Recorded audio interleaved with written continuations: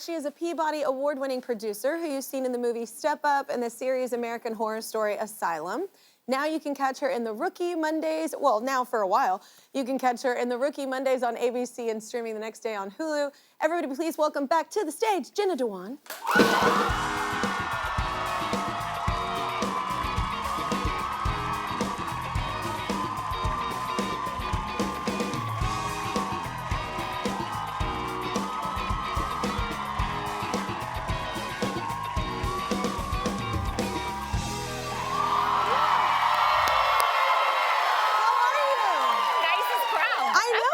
I was like, y'all had coffee. Yes.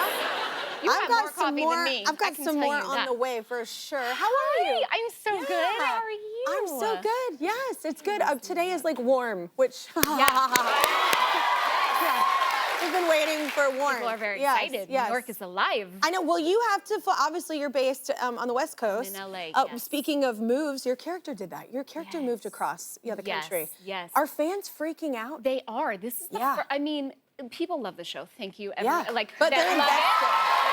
They're invested. But in particular, my character Bailey, so she receives a job opportunity in the Pentagon in DC, and I decide to go for it, and I move, and we decide to do long distance. But people are they're very concerned. I go to they the feel like coffee is this the shops, end? and people come up to me, they're like, "Hey, listen, I love the show. I need to know, are you moving to DC? Are you off the show? Is this?" What is like happening? Very concerned, and I'm like, oh my gosh, thank you. I just was surprised so many people were they're very invested. So I do go to DC. Yeah. We do try and figure out long distance. I like that though. I think it's such a great kudos to the writers because I think that's a hard thing with relationships is that people give up things for relationships sometimes, which is fine. Yeah. But also it's fine to like really still feel that challenge and go, but this is something that's a dream of mine. I feel like if we love each other, this can work. I felt like it was really real. I mean, that's what I mean. It's relatable. Yeah. In life, I mean, you do go through life, and then you're in a partnership, and then there's situations that come up where you're not allowed to be in the same city, and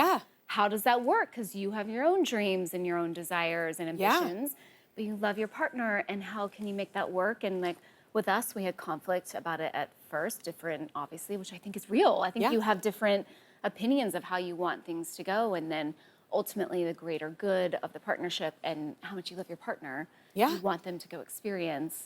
But it's not without work, you have to make it. Yeah, I know. Have you ever, I feel like that. Yes. I feel like that doesn't work. It's hard, I feel like long distance right? usually doesn't. Or, no, never mind. I had a couple on here the other day, and they'd been together for 50 years. I was like, what's the secret? And they're like, we don't see each other a ton. Oh, see, that's interesting, right? I was like, they were like, well, because one travels so much, and is doing an incredible job for humanity. Alone time. And so there's so much, and I was like, that's it. You just clued in. You didn't lose yourself because you're with yourself a lot. Yeah, but they must have something that is set in place, whether that's like seeing each other every 2 weeks or FaceTiming or something. It's a lesson. You don't get bored. You don't get oh my God, so you're still here. Steve would very much like that right now. He's I just mean it's a lesson. I feel like in relationship times you feel like, or specifically whoever you're with at the time too, however they love or like to receive love, sometimes it can be overwhelming. Yes. So maybe distance is a friend. Yeah, we had Steve, I think, told me this funny fact one time. He was like, we've spent so much, because it was COVID in 2020 and a baby, and we had so much time together. And a lot of us didn't make it in that time. That's the thing. I mean, it was the real, it talk about things that just, you have to get right to it in the beginning, but it was, the amount of hours that you've actually spent together, it's like, we've had a lifetime together. This is like what most people spend in a lifetime. It was really funny. And it's just such a lesson too that you get one lifetime, right? So it's like, if you have a dream job or if you have I love what the character represents. I love the story, like I said, just because I think a lot of people have, we've all maybe given up something that we really wanted to do, but we were like, okay, it didn't feel right for the world you're kind of living in. But totally agree. Yeah, very relatable. The writers. But I do understand people freaking out, being like, why are you leaving the show? Why are you doing? They were like, wait, but hold on, what's happening in DC? I'm like, no, I'm not. I'm here. Don't worry. I heard in real life you've been saying yes to a lot more. Yes. Is that okay? Yes. I had a year of that where I did. Now I'm in my no year, but yes. Yes, but I've had a no year too. Yeah, you have to have the no years too. Yeah, because then you get so excited about everything. Yes. Yes. How's that going?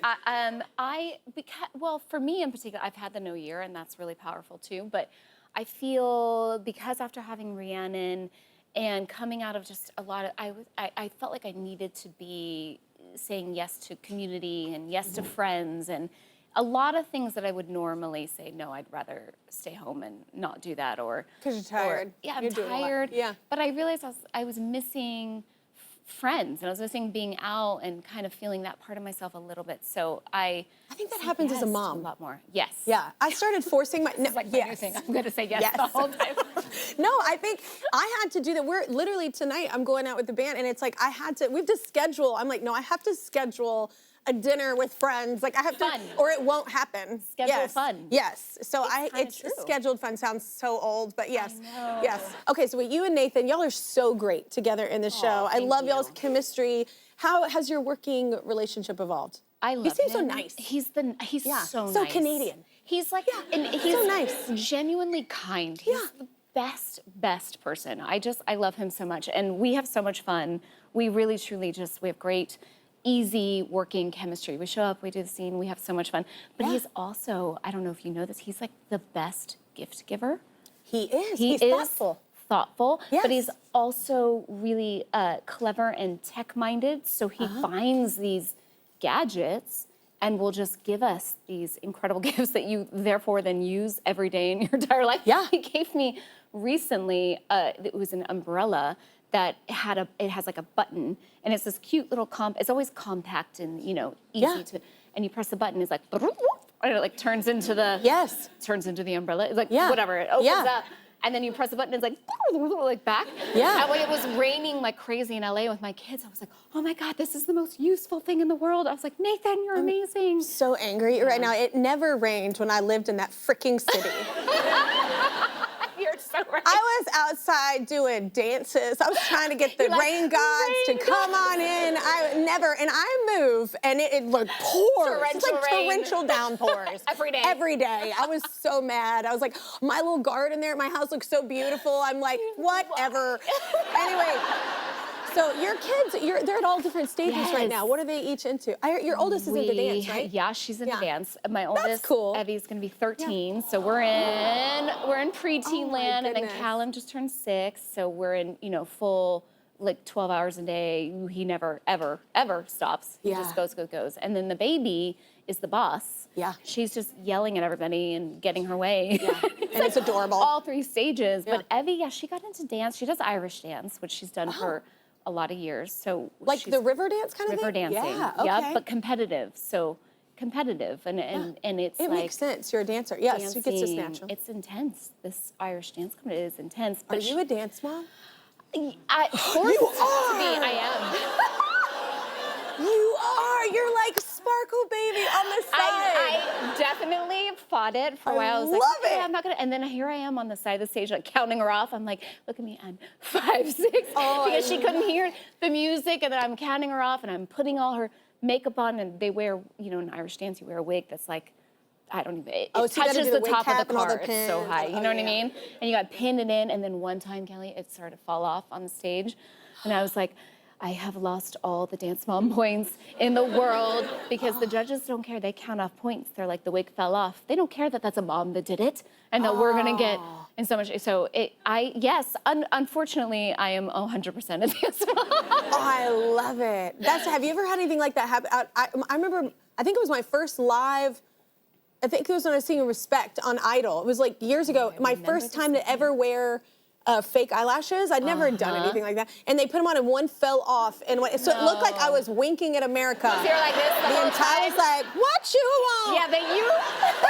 I was like, have you ever had Still killed it is the thing. I know, people are like, she's really trying to work this camera, and I just really couldn't, I didn't understand what was happening.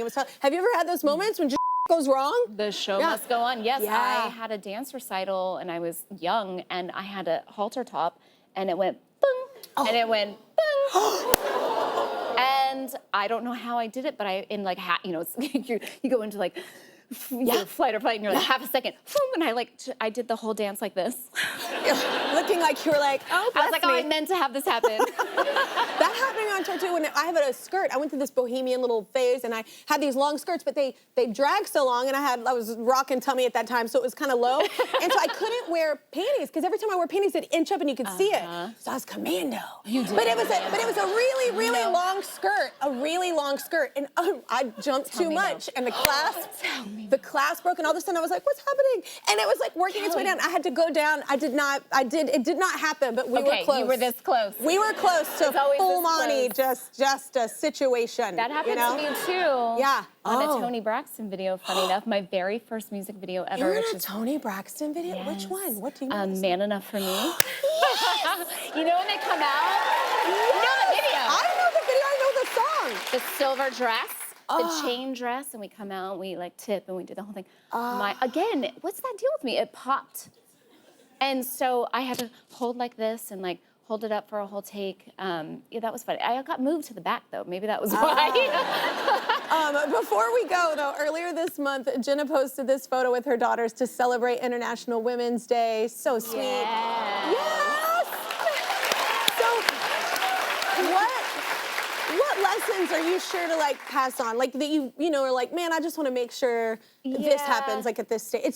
These are great stages to It's really cool to have two girls, and I am such a girl's girl, and I love my girls. And I think one thing I've noticed, I don't know if it was like an intentional necessarily moment, but I always tell Evie that I don't need her to like everybody. I want her to have her boundaries and to have her thoughts, her wishes, her desires, but you do need to be respectful and kind. That's just always been a rule of mine. Yeah. So to yourself and others. To yourself and to others, and to girls in your class, and to people that are friends of mine. It's like I just don't have a lot of. That's my boundary. I was like, just be kind and be respectful, however that looks. And she is. She's really kind, and so much that I have a lot of people make a point, like mothers, and say like, she's really kind. Like it's the greatest thing. Yeah. When you're in a parent-teacher conference and they're like, she's doing great in school, but really we just want to talk about how she's so empathetic, she's so kind, she stands up for other kids. Kind. It's like, okay. She's good. Yeah. You know, and she's not a walk. People don't walk over her, and she definitely is strong-willed, but she's Mine is too, yeah. Yeah, but I love that. Kindness. Yeah, run the world, baby. Yeah, yeah, right. I mean, girls run the world. Let's just be kind about it, but tell them you're your boss. Yeah.